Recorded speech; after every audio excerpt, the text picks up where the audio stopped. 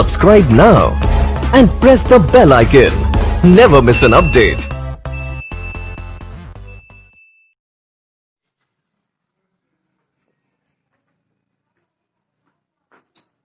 Good morning everyone. आज दिनांक 23/7/2020 कक्षा 12 में हम टॉपिक हमारा चल रहा है रासायनिक बलगतिकी। रासायनिक बलगतिकी के अंदर जो हमारा टॉपिक है वो चल रहा है अभिक्रिया के वेग को प्रभावित करने वाले कारक। टॉपिक क्या है हमारा? अभिक्रिया के वेग को प्रभावित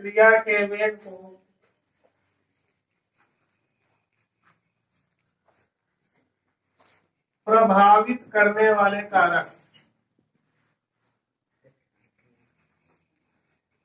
प्रभावित करने वाले कारक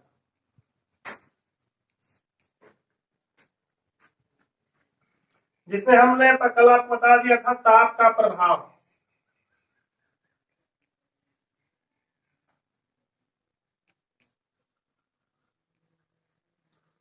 हमारा जो टॉपिक था अभिक्रिया के वेग को प्रभावित करने वाले कारक।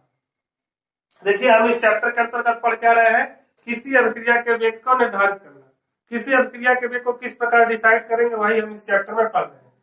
और अभिक्रिया के वेग को निर्धारित करने में कौन कौन से कारक है जो वो प्रभावित कर रहे हैं अभिक्रिया के वेग को। तो एक होता है ताप।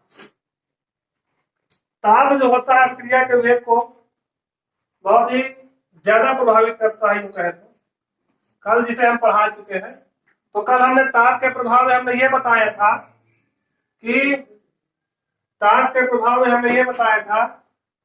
जो है कि कोई अभिक्रिया चल रही है, तो यदि कोई अभिक्रिया चल रही होती हम तापमान बढ़ा दें तो अभिक्रिया का वेग क्या होता है? बढ़ जाता है। अच्छा, अब क्यों बढ़ जाता है वो भी कल के वीडियो में बताया गया था।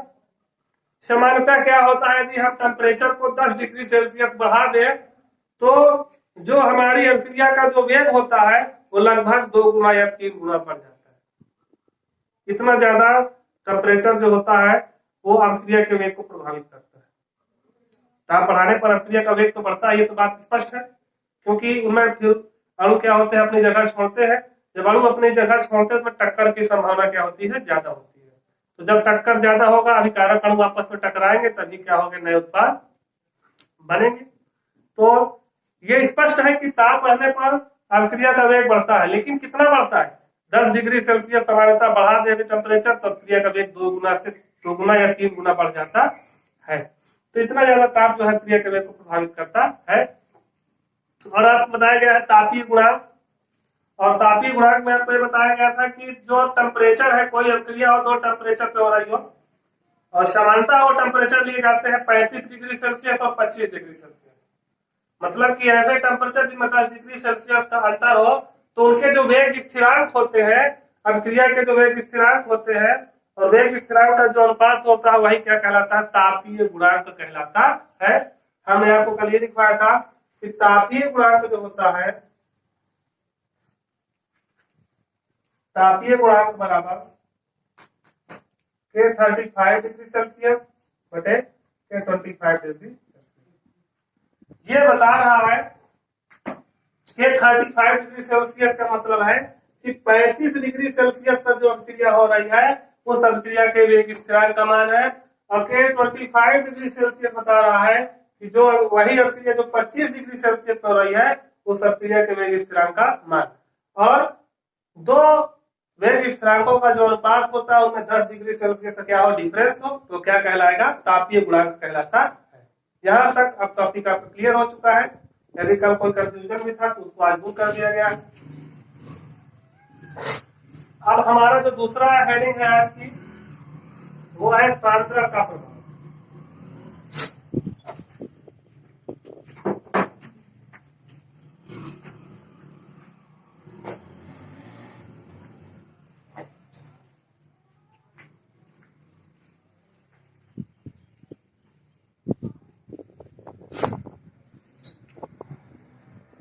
सांद्रण क्या करता है, किस प्रकार से अभिक्रिया के वेग को प्रभावित करता है?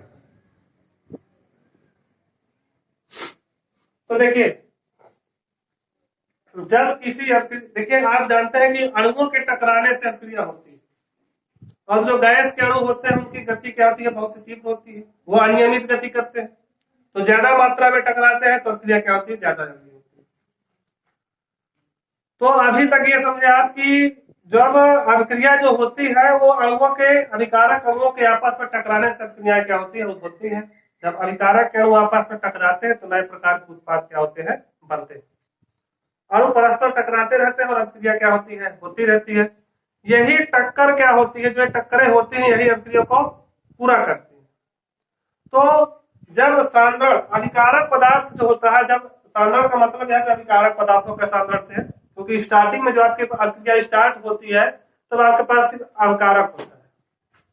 तो यदि हम इसमें यह कह सकते हैं कि जब अभिकारक जो पदार्थ होता है, जब उनकी सांद्रता को हम बढ़ा देते हैं, तो जब उनकी सांद्रता को बढ़ा देते हैं तो इकाई आयतन में अणुओं की संख्या क्या होती है, बढ़ जाती है। ध्यान दीजिएगा, जैसे ही सांद्रण बढ़ाएंगे तो जो इकाई आयतन में कणों की संख्या, अणुओं की संख्या क्या होती है, बढ़ जाती है। जब अधिक मात्रा में हो जाते हैं तो उनमें टक्कर की संभावना क्या हो जाती है, ज्यादा हो जाती है। तो जब टक्कर ज्यादा होगी तो अभिक्रिया की गति क्या होगी, बढ़ जाएगी। जब टक्कर ज्यादा होगी तो उत्पाद ज्यादा मात्रा में बनेंगे। जब उत्पाद ज्यादा मात्रा में बन रहा है तो हम कहेंगे कि अभिक्रिया का वेग बढ़ गया, क्योंकि हम अभिक्रिया का वेग का मतलब यही है कि उत्पाद कितना जल्दी बन रहा है, वही अभिक्रिया के वेग को डिसाइड करता है। तो जब हम किसी अभिक्रिया में अभिकारक पदार्थों का जो सांद्रण बढ़ाते हैं तो अभिकारक पदार्थों का सांद्रण बढ़ाने से होता क्या है कि इकाई आयतन में जो है अणुओं या कणों की संख्या बढ़ जाती है, जिससे टक्कर की संभावना क्या होती है, बढ़ जाती है। जब टक्कर ज्यादा होगी तो उत्पाद अधिक मात्रा में बनेंगे, उत्पाद अधिक मात्रा में बनेंगे तो इसका मतलब यह है कि अभिक्रिया का वेग क्या हो गया, बढ़ गया। और उसी प्रकार यदि हम अभिकारक पदार्थों का सांद्रण यदि कम कर दें, अभिकारक पदार्थों का सांद्रण कम कर दिया जाए तो अभिक्रिया का वेग क्या हो जाएगा, कम हो जाएगा, क्योंकि टक्कर की संभावना क्या होगी, कम होगी। तो हम ये कह सकते हैं कि जो सांद्रता होती है अभिक्रिया के वेग को पूर्णतः प्रभावित करती है, बहुत अधिक मात्रा प्रभावित करती है। क्योंकि अगर हम इसे बढ़ा देंगे तो अभिक्रिया का वेग बढ़ जाएगा और इसे घटा देंगे तो अभिक्रिया का वेग क्या हो जाएगा, घट जाएगा। अब इसकी थोड़ा हिंदी लिखवा देते हैं।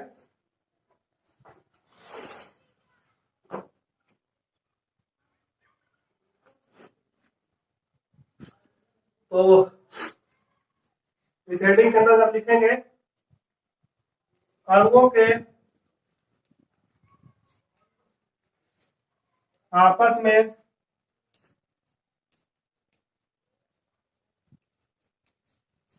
टकराने से, अणुओं के आपस में टकराने से रासायनिक अभिक्रिया होती है।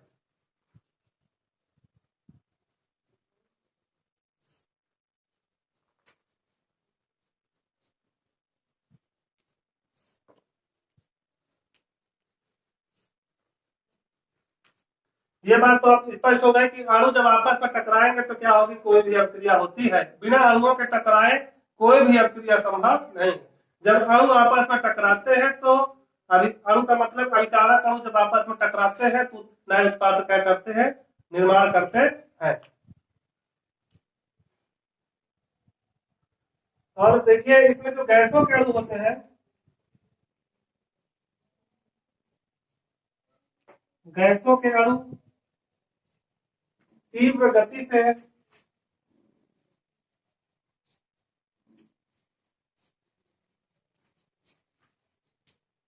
चलते रहते हैं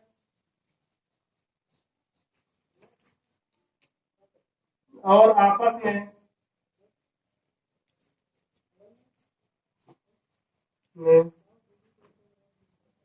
टकराते रहते हैं।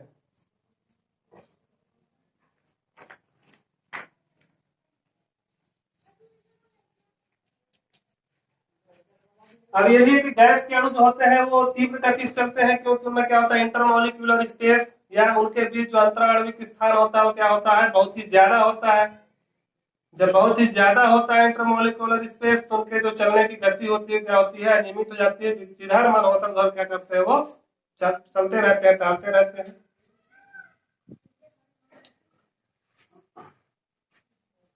और ये अणु टकराने पर अभिक्रिया करते हैं।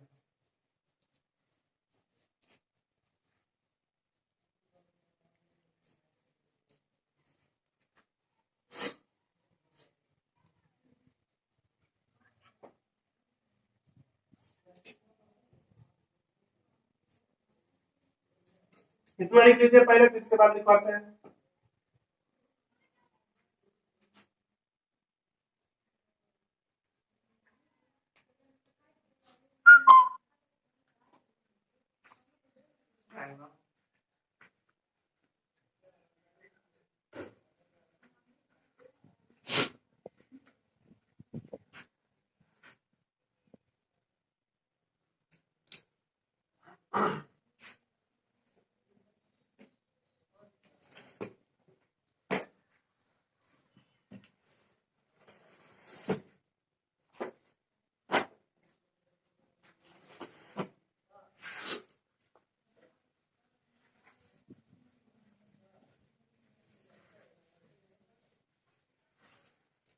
तो हम कह सकते हैं जो अभिक्रिया का जो वेग होता है,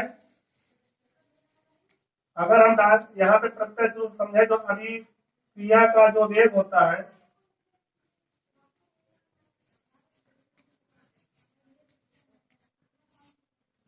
अभिक्रिया का जो वेग होता है वो किसके समानुपाती होता है? ये समानुपाती का चिन्ह है, ऐसे बना दीजिए इसे। अभिकारक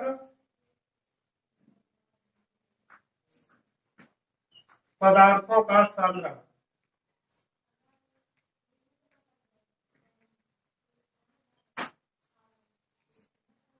जैसा कि आपको स्टार्टिंग बताया गया समाधान के प्रभाव में कि जब अभिकारक पदार्थों का सांद्रण बढ़ेगा तब अभिक्रिया का वेग बढ़ेगा। अभिकारक पदार्थों का सांद्रण बढ़ेगा तो अभिक्रिया में अणु जो होंगे वो ज्यादा होंगे, इकट्ठा हो जाएंगे अधिक मात्रा में। तो जब अधिक मात्रा में इकट्ठा हो जाएंगे तो टक्कर की संभावना, कोलिजन की संभावना सबसे ज्यादा होगी। जब टक्कर ज्यादा होगा तो अभिक्रिया का वेग क्या होगा? बढ़ जाएगा। तो इसमें ये कह सकते हैं कि अभिकारक पदार्थों का सांद्रण बढ़ने से अभिक्रिया का वेग क्या होता है? बढ़ता है। और यदि हम घटा दें तो क्या हो जाएगा? अभिक्रिया का वेग क्या होगा? घट जाएगा। ठीक है, यही बात है। स्पष्ट हो गया यहाँ से इस सूत्र से। अभिक्रिया का वेग किसके समानुपाती है? अभिकारक पदार्थों के सांद्रण। यदि अभिकारक पदार्थों का सांद्रण बढ़ेगा तो अभिक्रिया का वेग क्या होगा? बढ़ेगा। अतः इसे आप बॉक्स भी बना सकते हैं अच्छी तरीके से। आपसे परीक्षा में पूछ सकता है नंबर में कि क्या अभिक्रिया का वेग अभिकारक पदार्थों के सांद्रण पर निर्भर करता है? बिल्कुल निर्भर करता है। यदि हम यदि अभिकारक पदार्थों का सांद्रण बढ़ाएंगे तो अभिक्रिया का वेग क्या होगा? बढ़ जाएगा। ठीक है, अतः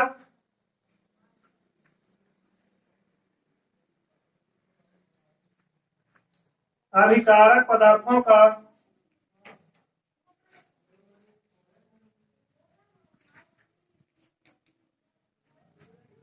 सांद्रण बढ़ने से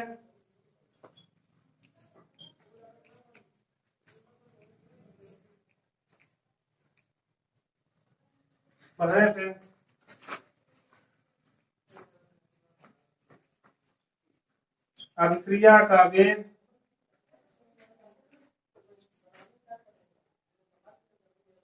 बढ़ता है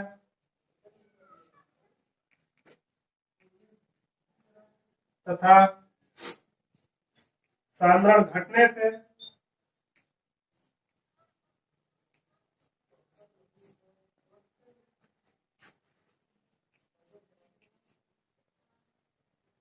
वेग घटता है। वही चीज जो ऊपर लिखी हुई है कि यदि अभिकारक पदार्थों का सांद्रण बढ़ेगा तो अभिक्रिया का वेग बढ़ जाएगा, उसकी समानुपाती है। अभिक्रिया का जो वेग है किसके समानुपाती आता है? अभिकारक पदार्थों के सांद्रण के। तो अभिकारक पदार्थों का सांद्रण बढ़ेगा तो क्या होगा? अभिक्रिया का वेग क्या होगा? बढ़ेगा। और सांद्रण क्या होगा? कम होगा, तो ये वेग क्या हो जाएगा? कम हो जाएगा। अब यहाँ तक लिख लीजिए, पहले स्क्रीन शॉट ले लीजिए।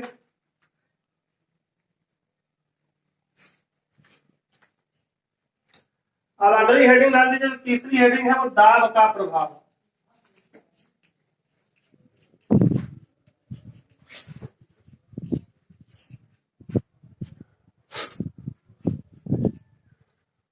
दाब किस प्रकार से अभिक्रिया का वेग को प्रभावित करता है, इसको हम पढ़ेंगे अगली कक्षा में। तब तक के लिए धन्यवाद, गुड बाय।